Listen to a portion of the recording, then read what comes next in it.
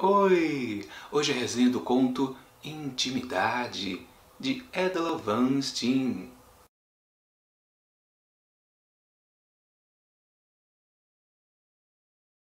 Hoje é o dia da criançada se divertir, os filhos de Emma e Bárbara, grandes amigas, que por sua vez são casadas com grandes amigos ali do ambiente de escritório, do trabalho. Elas se surpreendem como a amizade entre elas surgiu e se tornou muito forte, duradoura, a ponto até delas combinarem de terem as crianças ao mesmo tempo. Ficaram grávidas juntas, foram ao mesmo hospital para o nascimento delas. De fato, elas são muito apegadas uma à outra, e já naquele comecinho de noite, a criançada já foi dormir e elas estão ali sozinhas, os maridos ainda não chegaram. Inclusive, Emma pensa até numa grande possibilidade, porque elas não vivem todos os dois casais numa mesma casa. Seria melhor ainda,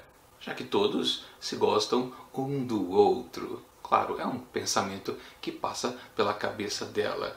Até que, de repente, plaf, surge um estralo e vem do sutiã de Bárbara, que acabou de arrebentar. Mas eu paro de contar a história por aí, porque senão estraga a experiência de quem ainda pretende ler este conto.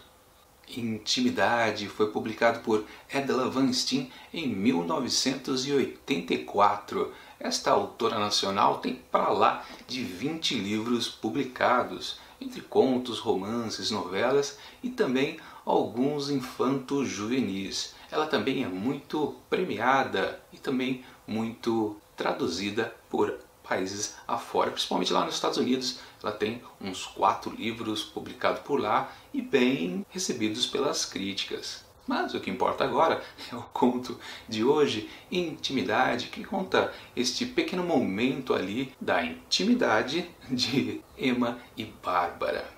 Vale um pequeno spoiler aqui para a gente poder fazer alguma resenha deste texto. Sim, depois que arrebenta o sutiã da Bárbara, passa uma outra ideia pela cabeça da Emma.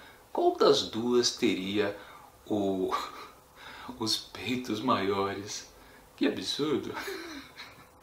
Minha avaliação do conto. Logo que comecei a ler o texto, já deu para perceber um pouco que seria uma história, digamos assim, um pouco caliente. Ficava aquela atmosfera no ar, mas, para falar a verdade, ela não se conclui muito. Também acho que é um pouquinho de spoiler. Na verdade, eu estou precisando falar bastante coisa, detalhar mais o texto, porque senão fica difícil de fazer algum comentário, alguma espécie de resenha sobre o texto. E também vale uma comparação com o conto de ontem do Caio Fernando Abreu, Aqueles Dois, onde nós vimos um enlace entre 2 homens e hoje aqui entre 2 mulheres. Sim, mais uma vez o organizador aqui dessa antologia de contos, os 100 melhores contos brasileiros do século, o Ítalo Morricone, ele colocou 2 contos com temáticas bem parecidas, um do lado do outro. Ele faz isso diversas vezes ao longo do livro. É claro, de propósito. Então, se ele faz isso de propósito, propositadamente, a gente também faz uma comparação entre os contos. E aí que mora o problema. O texto do Caio Fernando Abreu, Aqueles Dois, é uma historinha romântica, por assim dizer, mas ela tem uma base, um conteúdo ali interno extremamente bom. Já esse texto aqui da Steen não chega nem perto do que o Abreu fez. Falta muito conteúdo, muita textura ali por baixo, nas entrelinhas. Porque essa cena descrita aqui entre as duas, Emma e Bárbara, beira um pouco a pornochanchada, né? Tipo, pô, arrebenta o sutiã de uma, aí outra pergunta, será que o seu peito é maior que o meu? Que situação mais bizarra.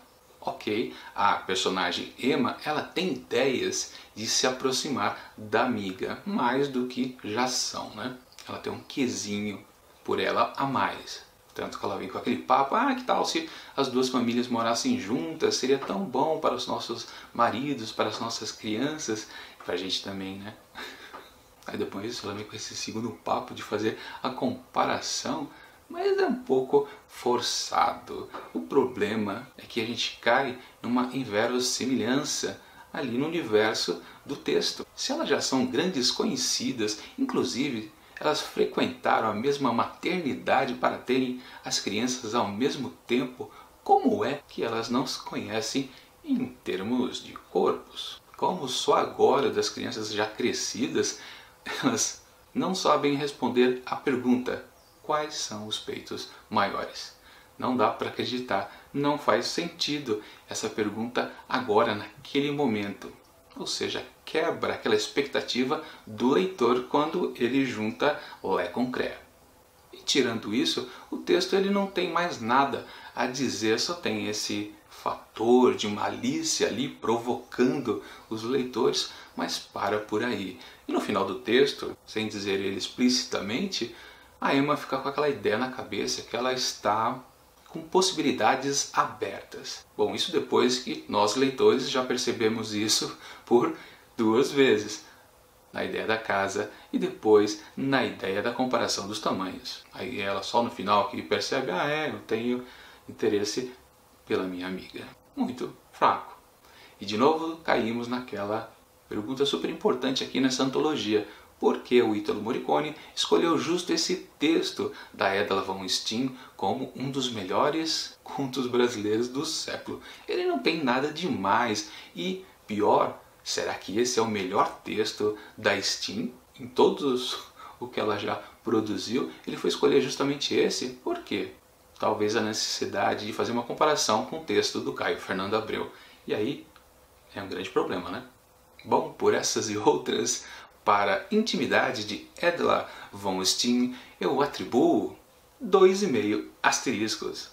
Bom, é isso. Amanhã a gente termina a trinca de resenhas dos 100 melhores contos brasileiros desta semana. Enquanto o vídeo não chega, curta aqui do lado outros projetos de contos aqui do Imantado de Livros. E não esqueça de curtir esse vídeo e assinar o canal para ajudar o Imantado de Livros a crescer mais um pouco. E até mais!